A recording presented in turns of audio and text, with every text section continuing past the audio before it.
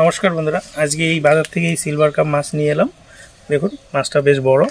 আজকে এই মাছটা আমরা লাউ ডাঁটা এবং আলু দিয়ে রান্না করব। তো চলুন এবারে মাছটা কেটে রেডি করে নিই।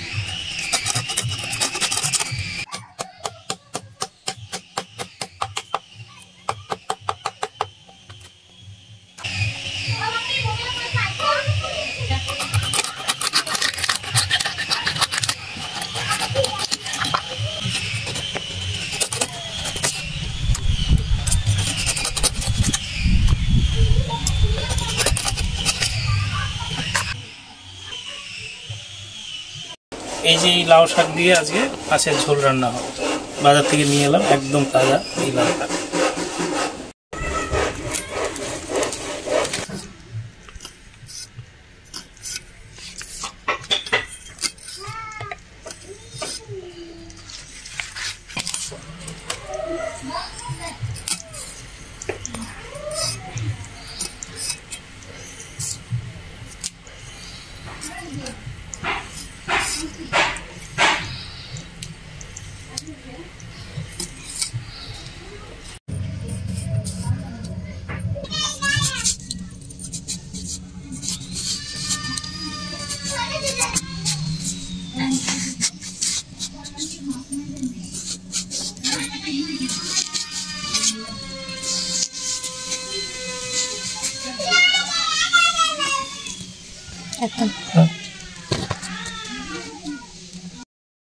মাছের মধ্যে হলুদ এবং নুন মেখে নেব।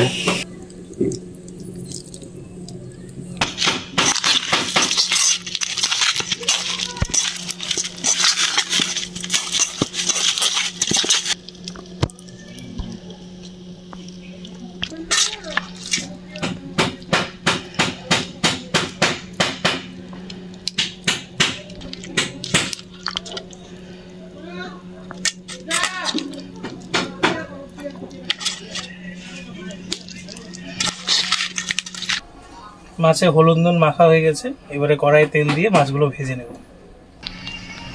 কড়াইয়ে তেল দিয়ে দিলাম।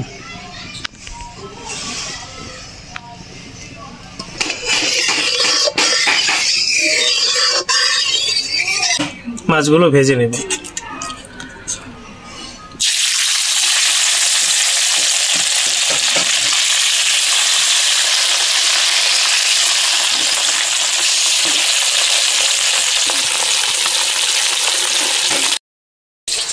শুনতে পারবি, ভালো করে শোনাবি। হ্যাঁ,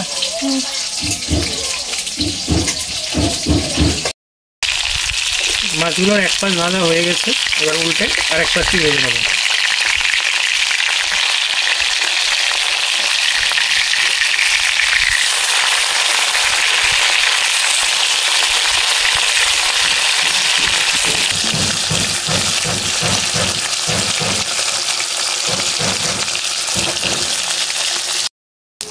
মাছ ভাজা হয়ে গেছে। এবারে মাছগুলো নামিয়ে নেব।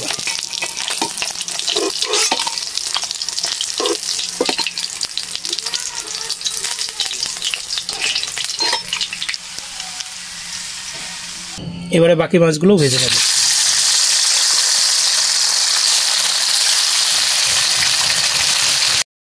বাকি মাছগুলো ভাজা হয়ে গেছে, নামিয়ে নেব।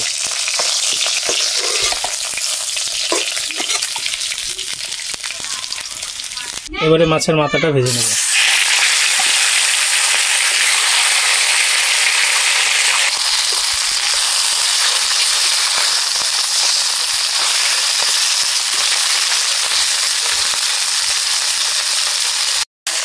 মাছের মাথাও ভাজা হয়ে গেছে, নামিয়ে নেব।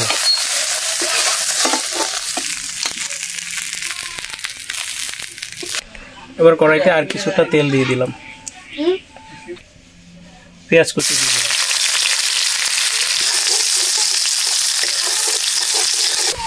পেঁয়াজ বাদামি হয়ে এলে এবার প্রথমেই কেটে রাখা আলুগুলো দিয়ে দেবো।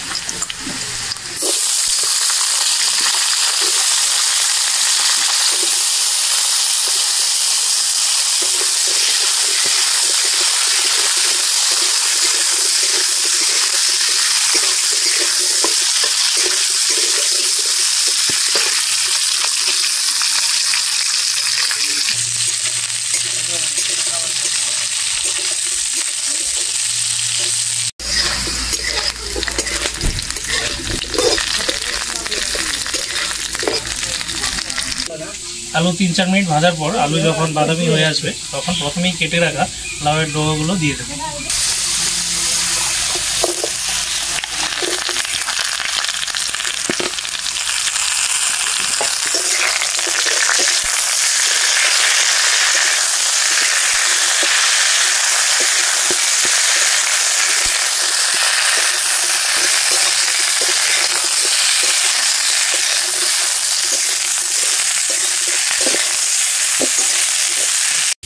এবারে স্বাদ মতো নুন এবং সামান্য হলুদ দিয়ে দেব।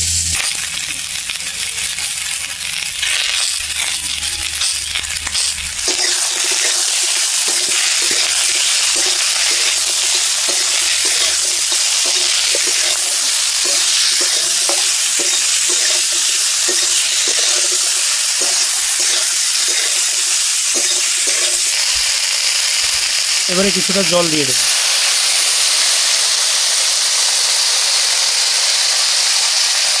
জল দিয়ে ভালোভাবে মিশিয়ে কিছুক্ষণের জন্য ঢেকে দেব। সবজিগুলো বয়েল হতে থাকুক, ততক্ষণে আমি এখানে অর্ধেকটা পেঁয়াজ, 4টে কাঁচা লঙ্কা আর সামান্য গোটা জিরে নিয়ে নিচ্ছি, এটা বেটে নেব।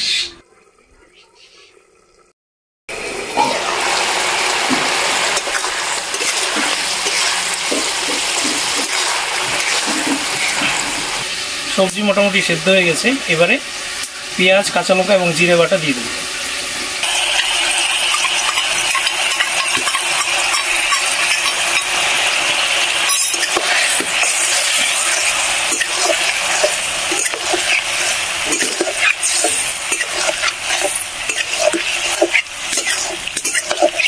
এবারে সবজিগুলো আমরা 2-3 মিনিট কষিয়ে নিয়ে ঝোল দিয়ে দেব। সবজি কষানো হয়ে গেছে, এবারে পরিমাণ মতো ঝোল দিয়ে দেব।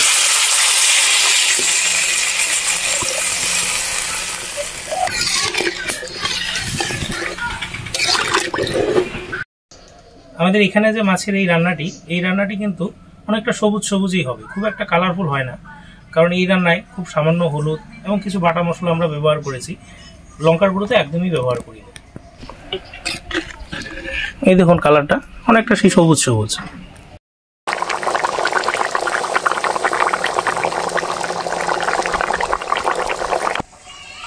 ঝোল ফুটতে শুরু করলে আমরা ওই ভেজে রাখা মাছগুলো দিয়ে দেব।